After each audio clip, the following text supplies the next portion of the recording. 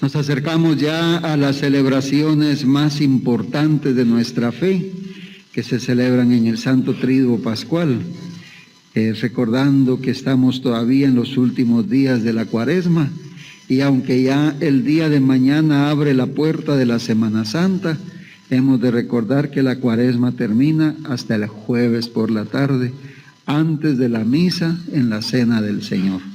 Ya comenzando la Santa Misa, se termina la Cuaresma y empieza la celebración del Santo Triduo Pascual.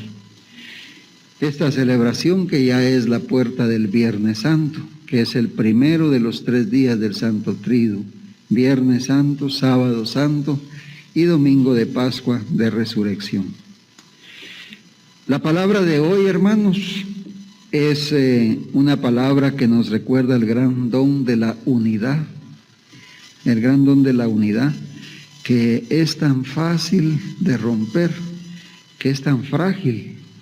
La unidad en el corazón, la unidad en la familia, la unidad en la comunidad, la unidad de un pueblo. Pensemos, por ejemplo, en una mazorca. Si se le pide a alguien que ayude a desgranarla, seguramente, ¿verdad?, muy fácilmente los granos de maíz van saliendo del famoso olote, ¿verdad? Pero si se le pide a alguien que, por favor, devuelva la mazorca a la unidad, es una cosa imposible. Colocar o pegar de nuevo los granitos, ¿verdad?, en el olote es pues imposible que quede de la misma manera.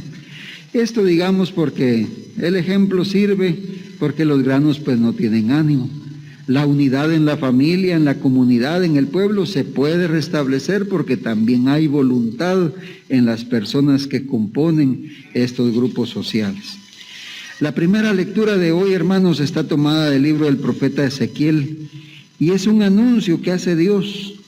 Voy a recoger de las naciones donde emigraron a todos los israelitas. De todas partes los voy a congregar.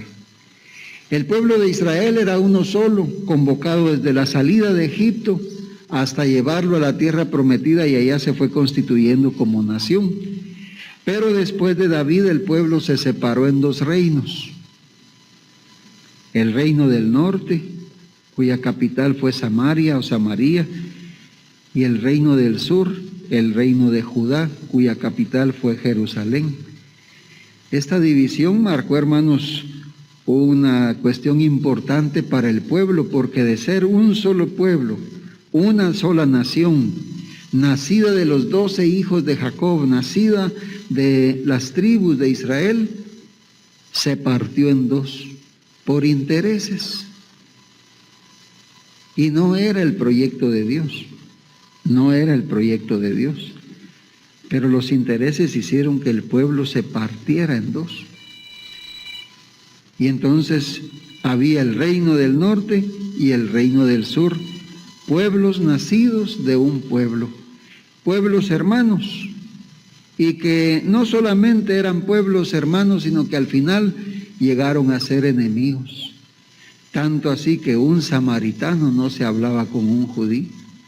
Recordemos la samaritana allá en el pozo. ¿Cómo tú, siendo judío, me pides a mí?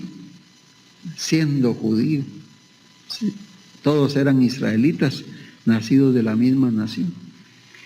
El pueblo de Samaria fue invadido por los asirios, y el pueblo de Jerusalén, el pueblo judío, después fue invadido y destruida la ciudad por Nabucodonosor, y los que quedaron vivos de aquella revuelta fueron llevados esclavos a Babilonia.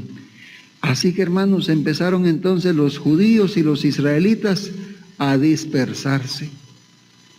Ahora hay una promesa de Dios a través de Ezequiel. Voy a recoger de las naciones a todos los israelitas por donde se hayan dispersos. Y es que el asunto, que cuando ya se permitió que el pueblo judío volviera a la ciudad para reconstruir la ciudad, resulta que muchos prefirieron quedarse en Babilonia y otros migraron a otros lugares. Así que hubo una dispersión de judíos y de israelitas que Dios no quiso nunca. porque Dios quiso que fueran un solo pueblo. Ahora, hermanos, en el Santo Evangelio de hoy se nos habla también de la unidad, pero ocurre en un contexto muy importante. Jesús había resucitado a Lázaro allá en la casa de Betania. Aquel hecho, hermanos, fue, imaginemos, impactante. Volver a la vida a un hombre muerto de 4 días de enterrado es realmente una cosa impensable, imposible para nuestra mentalidad. A veces pensamos que hay situaciones que ya no tienen remedio. Y resulta que cuando las sabemos poner frente a Dios, su amor y su misericordia, Dios va buscando los medios y los caminos para ayudarnos a entender su fuerza misericordiosa y su poder nacido del amor. Entonces, algunos que habían visto aquello se maravillaron, pero otros fueron ante los fariseos, ante las autoridades. ¡Ay, miren! Jesús resucitó a un muerto. Este está levantando a la nación. Y empezaron a murmurar y a hablar de tal manera que los dirigentes empezaron a pensar, ¿y qué vamos a hacer? Ya demasiado prodigio, y esto es un prodigio muy grande. Y entonces dice el Evangelio que, hablando entre ellos, imaginemos la pregunta, ¿qué será bueno hacer? ¿Qué será bueno hacer? Y dice el evangelista que tomaron la decisión de matarlo. Imaginemos, ¿qué será bueno hacer? Y lo bueno que decidieron fue que muriera un hombre por el pueblo y no la nación entera. ¿Por qué pensaba esto Caifás y por qué habló de esta manera? Si Jesús hubiera empezado, por ejemplo, a llamar a todos los judíos y a los israelitas que estaban dispersos, los romanos se hubieran alertado, hubieran invadido la nación nuevamente, destruían el templo y mataban a mucha gente. Y entonces dice Caifás, mejor que muera uno solo. Con eso está diciendo, matémoslo. Con eso ya Caifás está diciendo, matémoslo. Definitivamente. Pero hermanos, en los planes de Dios, las cosas salen muchas veces no como se espera. Salen muchísimo mejor de lo que uno podría pensar. De aquella muerte que Caifás empezó ya a buscar, a planificar y a llevar adelante, el Señor iba a realizar la unidad del pueblo. Y dice el evangelista hoy, Jesús iba a morir por la nación, y no solo por la nación, sino para congregar en la unidad a todos los hijos de Dios que estaban dispersos. Y es así. Jesús muerto en la cruz nos ha concedido la gracia de la salvación y mediante el bautismo ha llamado a formar parte del pueblo nuevo a los hijos de Dios dispersos por el mundo. Aquí en los continentes hay hijos de Dios nacidos por el bautismo. Hemos nacido a la unidad, no como lo habían pensado las autoridades judías, sino como lo pensó Dios. Vínculos no solo de raza y de cultura, sino vínculos espirituales que nos han de unir para que podamos vivir y ser todos hijos e hijas de Dios. Y esto se alcanzó precisamente por la muerte de Jesús en la cruz.